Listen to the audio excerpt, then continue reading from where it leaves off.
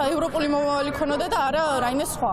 მაგალითად, მიაჩნდა რომ ის გადაწყვეტილება რაც ჩვენმა მთავრობამ მიიღო, არ იყოს სამართლიანი, არ იყოს სწორი და შესაბამისად აპროტესტებდა და თავისუფალ ხმას იყენებდა ამ აქციებზე გამოსვლით. 2024 წლის 11 იანვარი 20 წლის გიორგი გორგაძე განსასჯელის სკამზე აღმოჩნდა. სისტემა მას ჯგუფურ ძალადობას ედავება და 4-დან 6 წლამდე პატიმრობა ემუქრება. პროცესის დაწყებამდე ადვოკატს უკვე გაფრთხილებული ჰყავდა, რომ რეჟიმის მორჩილი მოსამართლე ირაკლი ხუსკივაძე მას პატიმრობაში გაუშვებდა. მეორე კურსის სტუდენტს ჯერ ვერც წარმოედგინა, როგორ შეიძლებოდა ეს მომხდარიყო, როდესაც მოსამართლე მისგან სიმართლეს მოისმენდა. ხუსკივაძემ დაწერილი სცენარი შეასრულა და 20 წლის სტუდენტი პატიმრობაში დატოვა. ორგანიზებულ დანაშაულს ედავებიან ისეთ ადამიანებთან ერთად, რომელსაც საერთოდ არ იცნობს. რომელიც სასამართლოზე რომ გამოიყვანეს, როდესაც განაჩენი მიუსაჯეს, იმ დღეს რომ გამოიყვანეს და გვერდზე მიუსეს, მაშინ რომ გაიცნო, აი მაგ ხალხზე ედავებიან, რომ თქვენ ორგანიზებულად მოქმედებდით ერთადო. უსამართლობა არის ჩემი აზრით. ადამიანს ბრალსდებ ისეთ რაღაცაში, რასაც დამამტკიცებელი საბუთებიც არ გაქვს. თან მით უმეტეს 20 წლის ბიჭი ძალიან პატარები არის, ყველანი პატარები არიან მანდ. ოლიგარქი ივანიშვილი ხალხზე რევანშით არის დაკავებული და ამ ზიზღში შვილების თაობის მომავალს წირავს. პროევროპული აქციების დაწყებამდე და შემდგომ დაკავებამდე გიორგი გორგაძე სხვა სტუდენტების მსგავსად უნივერსიტეტში დადიოდა და პარალელურად მამის კომპანიაში გაზ მომარაგების პროექტებს წერდა. თავისუფალ დროს კი ფეხბურთსა და მეგობრებს უთმობდა. ძალიან აქტიური ადამიანი არის ზოგადად ცხოვრებაში, ბევრი რამე აინტერესებდა. თან ესე ოფიციალურად ბოლო პერიოდში არსად არ მუშაობდა, მაგრამ მამა ჩემს ეხმარებოდა, თავის პროექტებს ამზადებდა, აგრეთვე სხვა ინტერესებიც გააჩნია, თავისი ჰობები, რაღაცების აწყობა, დაშლა და ასე შემდგომ. ძალიან უყვარს ფეხბურთი, გერმანიაში საქართველოს თამაშიც იყო წასული, ყველგან იყო, აი ყველაფერს ესწრება აბსოლუტურად. მე მგონი ცხოვრების ისეთ ეტაპზეა, რომ ჯერჯერობით ბევრ რაღაცა სფეროში უნდა თავის მოცდა და ნახვა სად შეიძლება რომ რაღაცა გააგრძელოს. და რაც დააინტერესებს დიდი ალბათობით თუ დაცალდება, იმას გააკეთებს მე მომავალში. 20 წლის გიორგის დაკავებისთვის გომელაურის უწყებამ სპეცოპერაცია ჩაატარა. სამართალდამცველები დედასთან მივიდნენ და მოატყუეს, რომ მას ჩხუბის საქმეზე მოწმის სახით ეძებდნენ. სახლში ძალის გამოყენებით შევიდნენ. მას შემდეგ, რაც დარწმუნდნენ, რომ ის სახლში არ იმყოფებოდა, დედას უყვიროდნენ, რომ შვილთან დაერეკა. გიორგი პოლიციელებით სავსე ბინაში საკუთარი ფეხით მივიდა. თავდაპირველად, როდესაც სახლში მოგვადგნენ, ასე რომ თქვა, იყო მხოლოდ დედაჩემი. ან მარტო იმყოფებოდა სახლში და ესე რომ თქვა, შეუვარდნენ სახლში, რასაც ქვია. ჩემ ძმამ ამ დროს სახლში არ იმყოფებოდა და სატელეფონოდ ვესაუბრე, თვითონ ჩემმა ძმამ მითხრა, რომ თურმე სახლში იყვნენ მოსულები პოლიციელები და მოვიკითხე დედაჩემი, იქიდან რა თქმა უნდა გავიგე, რომ არც ისე კარგად ეპყრობოდნენ, ასე რომ თქვა, იმიტომ რომ შეძახილებიც მესმოდა.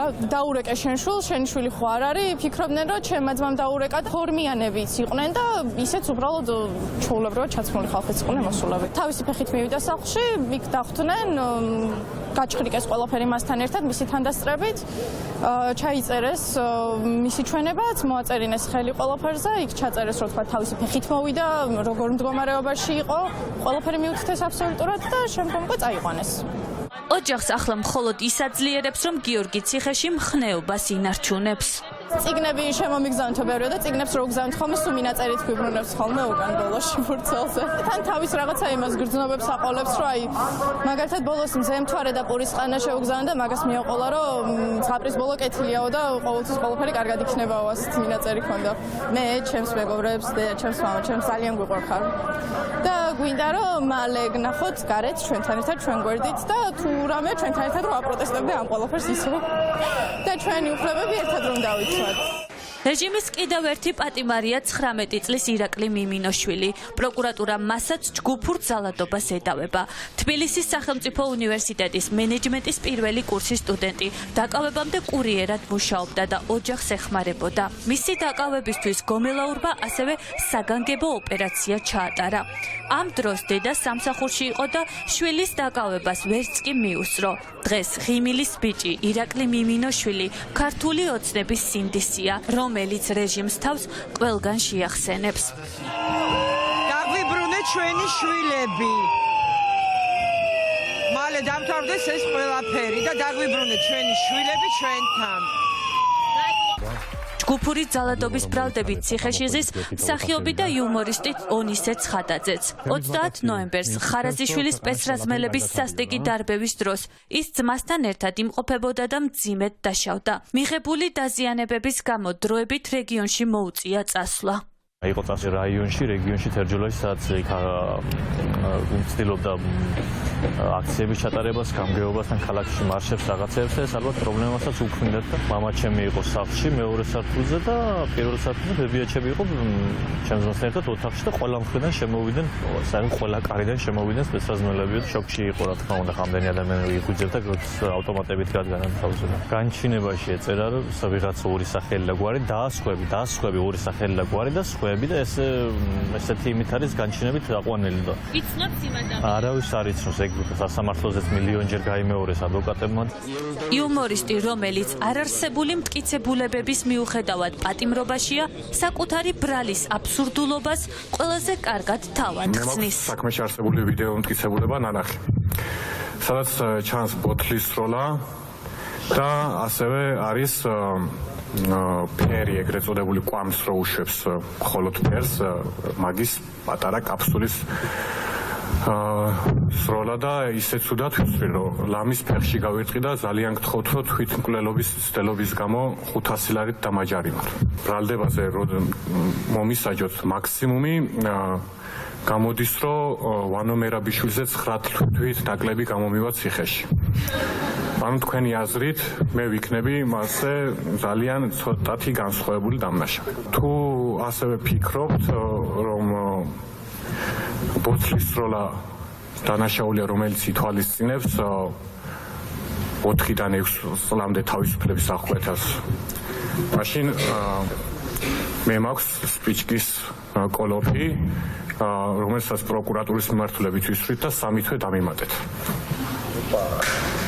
ონისე ცხადაძე საკუთარი პოზიციების გამო ახლა ციხეში ზის. პროკურატურამ, რომელსაც მის წინააღმდეგ მტკიცებულებები არ აქვს, დამატებითი დრო მოითხოვა. მოსამართლემ მათი შუამდგომლობა დააკმაყოფილა და პროცესი 5 მარტამდე გადადო. ზოგი ბურჯ ხალიფაზე იყო შეიძლება და მის იყოს მონა და ისა და აბუ-დაბიში და ზოგი შეიძლება ციხეში იყოს თავისუფალი და ამიტომ ონო ცოტაც გაძელით და აუცილებლად გამოგიყვანთ აქ არავინ დავიწყებას არ აპირებს მუხტი როგორც კი გონია რომ მუხტი მინელდება მე თეატრი გამოჩნდება მე ავტობუსი გამოჩნდება სადაც ხმებია ჩართული და არავინ გაჩერებას არ აპირებს.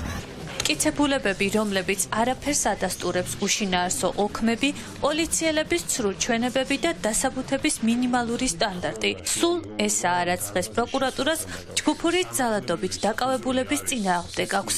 მათ მხარეს არიან მოსამართლეები, რომლებსაც პროცესზე მხოლოდ პროკურორების ხმა ესმით.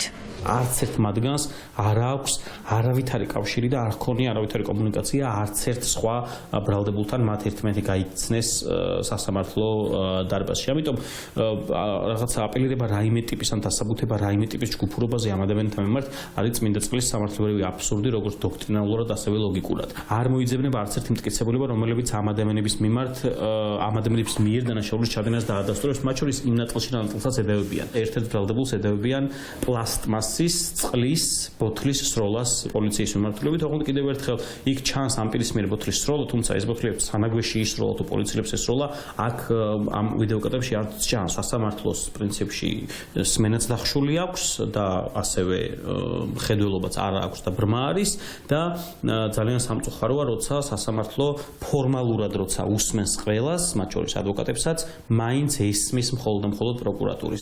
ადვოკატი შოთა თუთბერიძე ფიქრობს, რომ რეჟიმის ტყვეების წინააღმდეგ ბრალდებების აბსურდულობას მოსამართლეების მიერ მანამდე მიღებული გადაწყვეტილებებიც ცხადყოფს.